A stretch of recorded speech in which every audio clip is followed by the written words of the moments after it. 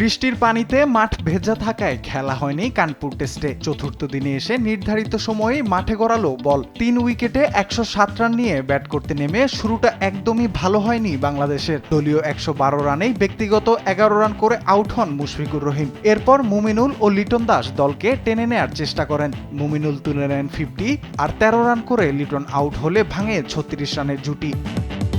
ক্রিজে এসে বেশিক্ষণ স্থায়ী হতে পারেননি সাকিব আল হাসানও। মাত্র ৯ রান করে অশ্বিনের শিকারে পরিণত হন এই টাইগার অলরাউন্ডার।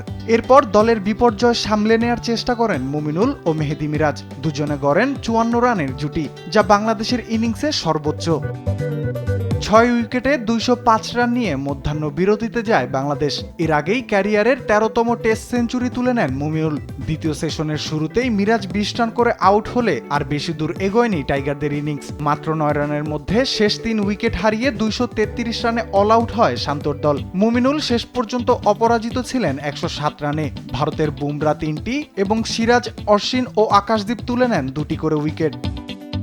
এরপর নিজেদের প্রথম ইনিংসে ব্যাট করতে নেমে শুরু থেকেই বাংলাদেশের বোলারদের ওপর চড়াও হন ভারতের ২ ওপেনার রোহিত শর্মা ও জয়সওয়াল। ৪ ওভারের মধ্যেই ৫৫ রান তুলে ফেলেন দুজনে। ২৩ রান করে আউট হন রোহিত। মাত্র ১০.১ ওভারেই দলীয় ১০০ রানের বিশ্ব রেকর্ড গড়ে ভারত। জয়সওয়াল 50 করে আউট হন ৭২ রান করে।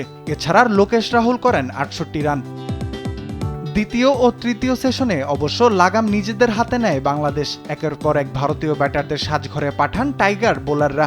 দাপট দেখান সাকিব আল হাসান এবং মেহেদী মিরাজ। সাকিব ও মিরাজ ৪টি করে উইকেট তুলে নেন। ৯ উইকেটে ২৮৫ রান তুলে প্রথম ইনিংস ঘোষণা করে ভারত। ফলে ৫২ রানের লিড পায় স্বাগতিকরা। এরপর দ্বিতীয় ইনিংসে ব্যাট করতে নেমেও ব্যর্থতা থেকে বের হতে পারেনি বাংলাদেশ। দলীয় ১৮ রানে জাকির হাসান আউট হন অশ্বিনের বলে।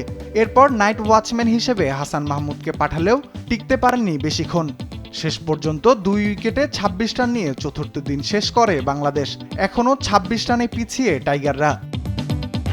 রাফিউল ইসলাম রাতুল, স্পোর্টস ডেস্ক, দেশ টিভি।